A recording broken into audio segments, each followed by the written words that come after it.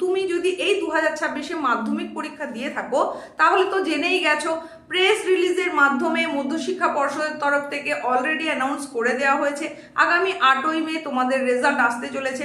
সাংবাদিক বৈঠকের মাধ্যমে তোমাদের এই রেজাল্ট অ্যানাউন্স করা হবে, চূড়ান্ত পর্বের যে ফল প্রকাশ সেটা হবে। তো সেটা ঠিক কোন সময় হবে সেটার এখনো উল্লেখ হয়নি, সেই সম্পর্কে বিজ্ঞপ্তি নিশ্চয়ই খুব তাড়াতাড়ি আসবে। যখনই বিজ্ঞপ্তি আসবে সেটা অবশ্যই তোমাদেরকে জানিয়ে দেব। তো এই যে সাংবাদিক বৈঠকের মাধ্যমে তোমাদের চূড়ান্ত ফল প্রকাশ হবে, তার কিছু সময় পরে তোমরা বিভিন্ন ওয়েবসাইট ভিজিট করে বা অ্যাপসের দ্বারা বা SMS এর মাধ্যমে নিজের রেজাল্টটা নিজেই চেক করে নিতে পারবে। আর এই রেজাল্ট চেক করার আগে এখন যখন তুমি জানতে পেরে গেছো যে কোন দিন রেজাল্ট আসতে চলেছে, এখনো কিন্তু তোমাদের মনে বেশ কিছু কথা আসছে। কিরকম? সেখানে তোমার হয়তো মনে হচ্ছে যে লুজ সিট তো নিয়েছিলাম, সব লুজ সিটগুলোর নাম্বারিংটা ঠিকঠাক করেছিলাম তো, আচ্ছা লুজ সিটটা যদি ছিঁড়ে বেরিয়ে যায় তাহলে আমার খাতাটা বাতিল হয়ে যাবে না তো? অনলাইনে যখন তোমরা মোবাইল ফোনের সাহায্যে বাড়িতে বসে রেজাল্ট চেক করবে তখন সেখানে রিমার্কসের ঘরে যদি পি লেখাটা দেখতে পাও, তার কথাটার অর্থটাই হচ্ছে পাস, অর্থাৎ কৃতকার্য। সেক্ষেত্রে তুমি সফল হয়েছো এবং অনলাইনে তুমি ওই যে রেজাল্ট চেক করছো সেখানে কিন্তু সমস্ত সাবজেক্টের নাম্বার কত পেয়েছো, তুমি কত কত নম্বর পেয়েছো সমস্তটাই কিন্তু তুমি দেখতে পারবে। কিন্তু কিছু কিছু ক্ষেত্রে তোমরা ওই সাবজেক্ট ওয়াইজ নম্বর দেখতে পাবে না এবং সেখানে রিমার্কসের জায়গায় পি কথাটা লেখা তো থাকবেই না, অন্য রকম কিছু কথা লেখা থাকতে পারে। সেই কথাগুলোর কি অর্থ সেটাই তোমাকে এখন জানিয়ে দেব। সেই কথাগুলো যদি লেখা থাকে তাহলে তুমি কিন্তু সেখানে কোনো সাবজেক্টের নাম্বার দেখতে পাবে না, আর তাহলে তোমাকে ঠিক তখন কি করতে হবে সেটাও তোমাকে জানিয়ে দেব। তাছাড়া তুমি মার্কশিট আর কি কি দেখতে পারবে, কোন জায়গায় কি বিষয় থাকবে সেটাও তোমাকে এখন জানাতে চলেছি এই ছোট্ট উপস্থাপনার মধ্যে দিয়ে। তাহলে সেগুলো জানতে গেলে তোমাকে সম্পূর্ণটা অবশ্যই মনোযোগ সহকারে দেখতে হবে এবং বুঝে নিতে হবে। আর যদি কোথাও কোনো কিছু বুঝতে অসুবিধা থেকে থাকে তাহলে অতি অবশ্যই সেটা তোমাকে কমেন্ট সেকশনে এসে জানতে হবে। তো এখন বুঝে নাও, তুমি যদি এই 2026-এ মাধ্যমিক পরীক্ষা দিয়ে থাকো তাহলে তো জেনেই গেছো, প্রেস রিলিজের মাধ্যমে মধ্যশিক্ষা পর্ষদের তরফ থেকে অলরেডি অ্যানাউন্স করে দেওয়া হয়েছে আগামী 8ই মে তোমাদের রেজাল্ট আসতে চলেছে। সাংবাদিক বৈঠকের মাধ্যমে তোমাদের এই রেজাল্ট অ্যানাউন্স করা হবে, চূড়ান্ত পর্বের যে ফল প্রকাশ সেটা হবে।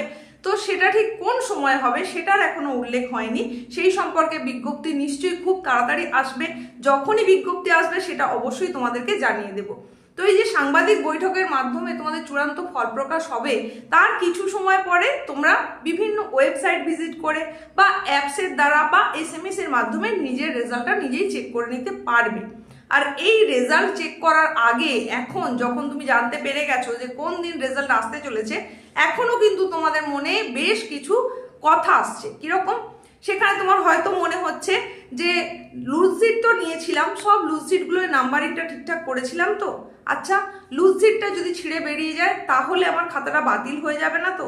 বা এমনও অনেকে মনে করছো যে রোল নম্বরটা আদৌ কি ঠিক লিখেছো, যদি ভুল হয়ে গিয়ে থাকে তাহলে কি খাতাটা বাদ হয়ে যাবে? এইরকম চিন্তা তোমাদের মনে এসেছে। কেন বলছি? কারণ এর আগে বেশ কতগুলো উপস্থাপনায় তোমরা সেগুলো জানতে চেয়েছো, আর তার কারণেই এই প্রশ্নগুলো যে তোমাদের মনে এসেছে সেটা আমি বুঝেছি এবং সেটাই তোমাদেরকে এখন জানাচ্ছি। তো এই প্রশ্নগুলো যদি তোমাদের মধ্যে এসে থাকে তাহলে বলবো যে এগুলো নিয়ে চিন্তার কোনো কিছু নেই। অবশ্যই সহানুভূতির সঙ্গে তোমাদের সমস্ত খাতা চেকিং হয়েছে, তাই এই নিয়ে কোনো রকম তোমাদের ভাবনা চিন্তার দরকার নেই। এখন ভাবতে থাকো যে আগামী দিনে যে রেজাল্টটা আসতে চলেছে সেখানে তুমি কিরকম পরীক্ষা দিয়েছিলে, কিরকম রেজাল্ট পাবে। তো এইবার এই যে তুমি তোমার রেজাল্ট চেক করবে তার জন্য তোমাকে তোমার রোল নম্বরটা ব্যবহার করতে হবে, তোমার ডেট অফ বার্থ ব্যবহার করতে হবে, আর ওখানে একটা ক্যাপচা কোড চাইবে, সেই ক্যাপচা কোডটাও কিন্তু তোমাকে ব্যবহার করতে হবে। এইগুলোর মাধ্যমে তুমি বাড়িতে বসেই অনলাইনে তোমার রেজাল্টটা চেক করে নিতে পারবে। এইবার রেজাল্টে তোমার কি কি থাকবে, কি দেখবে তুমি, সেখানে তুমি প্রথমেই যেটা দেখতে পারবে সেটা হচ্ছে তোমার নাম দেখতে পাবে। এরপরে তুমি যেটা দেখতে পারবে সেটা হচ্ছে তোমার রোল নাম্বার। তারপরে যেটা থাকবে সেটা তোমার ডেট অফ বার্থ থাকবে। তারপর বিভিন্ন সাবজেক্টগুলো থাকবে এবং সেই সাবজেক্টগুলো যেগুলো যেগুলো তুমি পরীক্ষা দিয়েছো, যেমন first language, second language, history, geography, mathematics, science মানে লাইফ সায়েন্স, ফিজিক্যাল সায়েন্স, এইভাবে প্রত্যেকটা সাবজেক্টের সেখানে উল্লেখ থাকবে। আর কি থাকবে না, সেখানে প্রত্যেকটা সাবজেক্টে তুমি ঠিক কত পেয়েছো সেটা আসবে, তারই সঙ্গে সঙ্গে আসবে গ্রেড, তারপরে থাকবে টোটাল, আর তারপরেই থাকবে এই রিমার্কস। এবার রিমার্কসের জায়গায় আগেই বললাম যে যদি তোমার পি লেখা থাকে সেটার অর্থ হচ্ছে পাস মানে কৃতকার্য, সেক্ষেত্রে তুমি বিষয়ভিত্তিক সমস্ত নাম্বার দেখতে পাবে। কিন্তু এই রিমার্কসের ঘরে পি ছাড়া আরো কিছু কিছু রিমার্কস রয়েছে, সেগুলো যদি এসে থাকে তাহলে কিন্তু তুমি সাবজেক্ট অনুযায়ী নাম্বারটা দেখতে পাবে না। সেগুলো কিরকম রিমার্কস, সেটা হয়তো তোমার এরকম থাকবে নট প্রমোটেড, এটা থাকতে পারে, বা থাকতে পারে আনসাকসেসফুল, বা থাকতে পারে কন্ট্যাক্ট টু ইয়োর স্কুল। এখন এই যে কথাগুলো বললাম মানে not promoted, unsuccessful, contact to your school, এই কথাগুলোর অর্থ হচ্ছে সেক্ষেত্রে ফেল হয়েছে। একাধিক সাবজেক্টে হতে পারে, কোনো একটা সাবজেক্টে হতে পারে, কোনো না কোনো কারণে খাতাটা বাতিল হয়েছে এরকমও হতে পারে, আর তার কারণে রিমার্কসের ঘরে এই বিষয়গুলোর উল্লেখ থাকবে। তাহলে এটা যে সবার ক্ষেত্রে হবে এটা একেবারেই নয়, বেশিরভাগ জনের ক্ষেত্রে কিন্তু পি কথাটা লেখা থাকবে এবং প্রত্যেকেই নিজের নিজের নাম্বারটা দেখে নিতে পারবে কোন বিষয়ে কত নম্বর। কিন্তু কিছু কিছু জনের এইরকম মার্কশিট আসবে যেখানে নট প্রমোটেড, আনসাকসেসফুল বা কন্ট্যাক্ট টু ইয়োর স্কুল এই কথাগুলো উল্লেখ থাকবে। সেগুলোর অর্থ তাহলে কি সেটা তোমাদের বলে দিলাম। আর এর পরে তোমার কিন্তু ভেঙে পড়ার কিছু নেই, যদি তুমি অনলাইনে মার্কশিটটা না দেখতে পাও সেক্ষেত্রেও ভেঙে পড়ার কিছু নেই। অনেক সময় অনলাইনে কিছু কিছু ক্ষেত্রে দেখা গেছে যে রেজাল্টটা ভুল এসে থাকে, তাই অতি অবশ্যই তোমাকে ওই স্কুলের রেজাল্টের ওপরে ডিপেন্ড করে থাকতে হবে। স্কুলের রেজাল্ট যখন তোমাকে প্রোভাইড করবে সেখানে তুমি আসলটা বুঝে যেতে পারবে, দেখে নিতে পারবে। এবার তারপরেও যদি ফেল হয়ে গিয়ে থাকে তাহলেও কিন্তু তোমাদের যে সুযোগটা থাকবে সেটা হচ্ছে রিভিউ করার সুযোগ থাকবে। হ্যাঁ, যেটাকে বলা হয় পিপিআর, পোস্ট পাবলিকেশন রিভিউ। এই রিভিউটা করে তুমি আবার খাতাটাকে পুনর্মূল্যায়নের জন্য আবেদন করতে পারবে। স্কুল মারফত এই আবেদনটা করা যায় এবং বোর্ড কর্তৃপক্ষের কাছে যখন এই আবেদন করা হয় তখন সেই খাতাটা পুঙ্খানুপুঙ্খভাবে বিচার বিশ্লেষণ আবার করা হয়, একেবারে নতুন খাতার মতন করে সেটা আবার দেখা হয়। সেক্ষেত্রে অনেকের যেমন নম্বর বেড়ে যায় তেমন নম্বর কমে গেছে এরকম কথা না শোনা গেলেও সেই সম্ভাবনাও কিন্তু কিছুটা হলেও থেকে থাকে।